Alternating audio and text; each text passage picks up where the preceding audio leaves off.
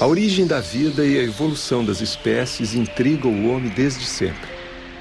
De onde viemos, para onde vamos? Uma parte dessa história está enterrada embaixo das rochas do Rio Grande do Sul. Fósseis dos dinossauros mais antigos do mundo foram encontrados aqui, o que despertou o interesse de cientistas e pesquisadores do mundo inteiro. Mas não foram só os dinossauros. Os mamíferos, a nossa espécie, teve seu início em um tempo em que a nossa Terra e a África formavam um só e imenso continente. É nessa viagem que vamos embarcar. Ei, peraí. Se vão falar da minha turma, eu vou ficar de olho pra ver se não estão inventando nada. Ah, me desculpe, eu não me apresentei, mas eu sou o Dino. E tenho 220 milhões de anos, mas tô em forma. Agora manda ver a história aí.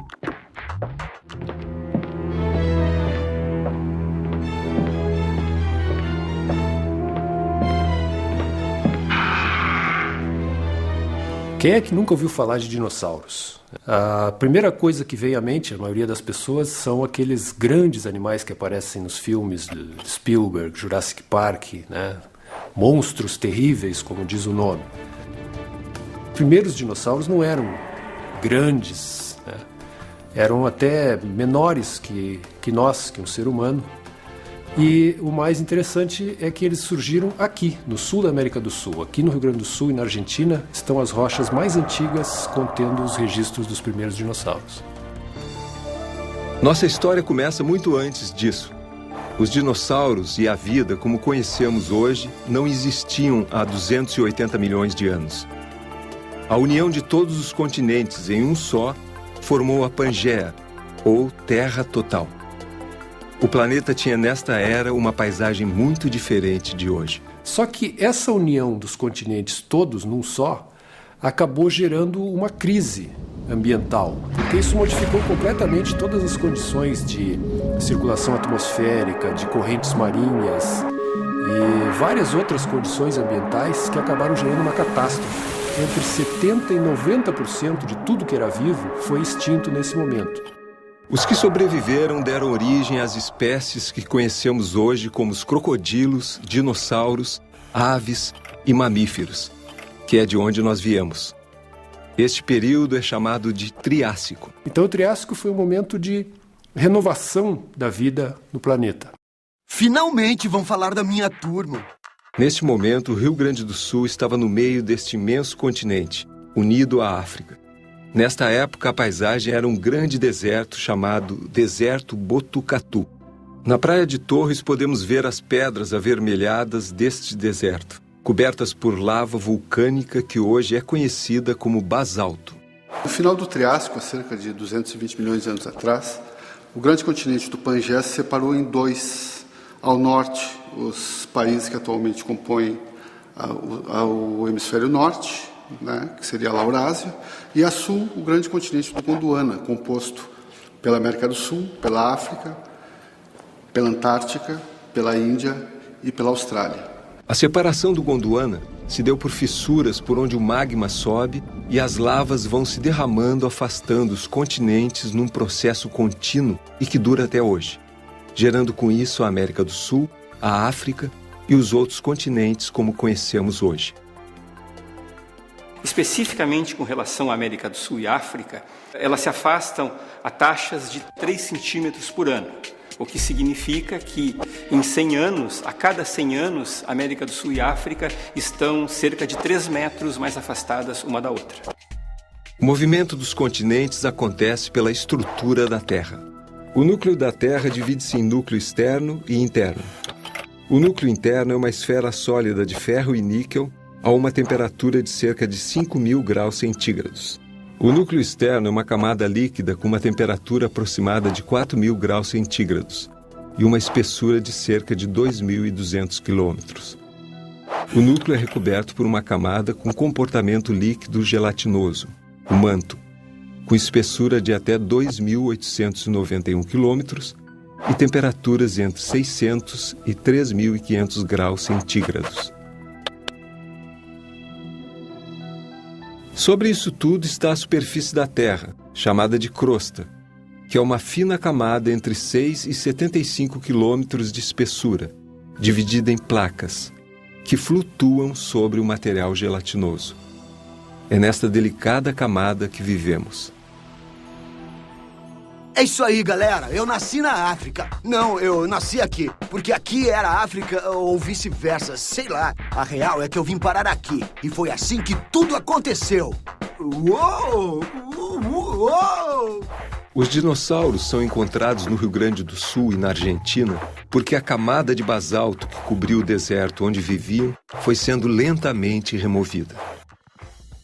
A erosão da escarpa basáltica ela decorre de vários fatores. Um deles pelo fato de o basalto, por ser uma rocha vulcânica, uma lava que resfriou, que inicialmente estava a uma temperatura de mais de 1000 graus e resfriou rapidamente, ela se encontra em desequilíbrios com as condições de temperatura, pressão, pH da água da chuva que ocorrem na superfície da Terra. Então ela vai sendo erodida progressivamente pelos rios, pela chuva. Todo esse material vai sendo carregado. Isso faz com que a escarpa da serra progressivamente ela vá recuando nessa escala de milhões de anos. Entre os animais que viviam aqui durante o período Triássico, existia um pequeno dinossauro carnívoro que recebeu o nome de Guaíba-sauro. Dentre todos os materiais de dinossauros que a gente já encontrou até hoje no Rio Grande do Sul, esse é o material mais completo. E ele estaria totalmente completo se não tivesse sido cortado o pescoço e a cabeça quando foi aberta a pedreira no local para usar a rocha como pavimentação da estrada.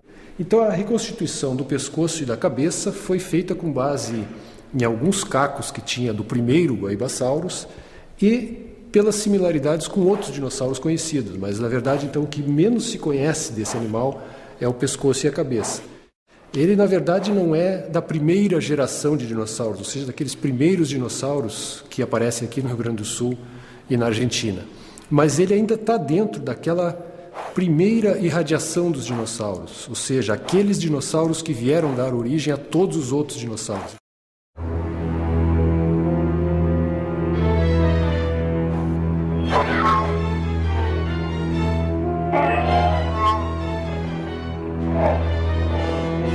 Tá, já falou do meu parente, mas não vai contar como é que a gente é encontrado hoje em dia? Como no Rio Grande do Sul são encontrados os dinossauros mais antigos do mundo, permanentemente são realizadas escavações em busca de novos fósseis. Na região central do estado é onde se concentram essas escavações, como nas cidades de Candelária, São Pedro do Sul e Agudo. Para realizar uma escavação, é preciso pesquisa, paciência e cautela. Bom, esse local aqui em Agudo é um dos pontos mais fossilíferos de todos os pontos do período Triássico que a gente tem aqui no Rio Grande do Sul. Daqui a gente já coletou dinossauros e outros animais que não são dinossauros, como rincossauros, sinodontes. Então tem toda uma fauna bem variada nesse local que está presente predominantemente nessas camadas mais de baixo, que são camadas de lama. Lá no açude a gente tem um modelo em pequena escala de como seria a situação nessa época. Imaginando aquela parte na beira do açude ali como uma planície onde tem rios chegando, cada vez que chove aqui a água leva parte dessa lama e dessa areia e joga lá para dentro do açude. Assim deveria ser nessa época, uma planície, né, onde os animais viviam, e volta e meia essa planície era inundada, né? E então os animais que já estivessem mortos iam ser cobertos pela lama e também alguns rios passariam por essa planície, que é o que forma essas camadas de areia.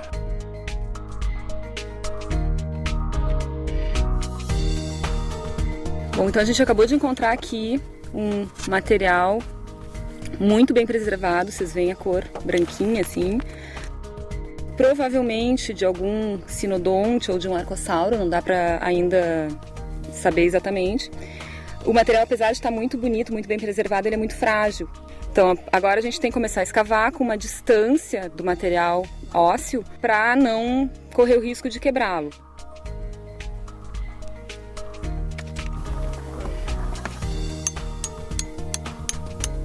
Cada achado fossilífero é, de certa forma, um tesouro, né, que deve ser preservado, até porque estes fósseis fazem parte, digamos assim, do nosso álbum de família. das plantas e dos organismos que são nossos ancestrais remotos.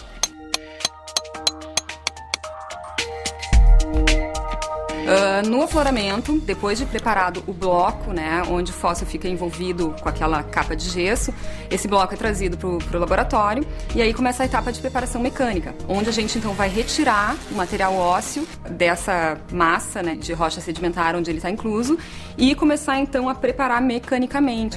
Aqui a gente pode ver parte do fóssil já exposto, ó.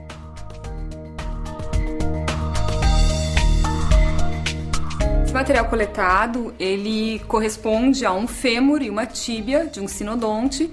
Vocês veem que toda aquela camada de concreção já foi retirada, o fóssil está bem preparado e pronto para ser estudado, então, na coleção aqui do Laboratório de Paleovertebrados.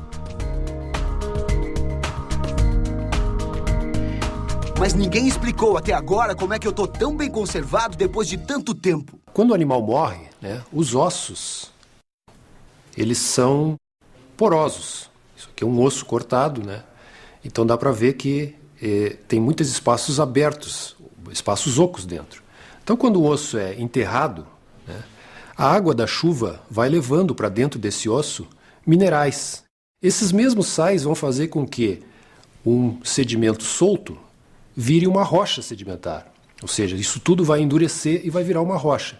Esse processo vai permitir que os ossos sejam preservados por vários milhões de anos, até que eles voltem à superfície. É assim que a gente encontra, então, um material, por exemplo, um fóssil de dinossauro.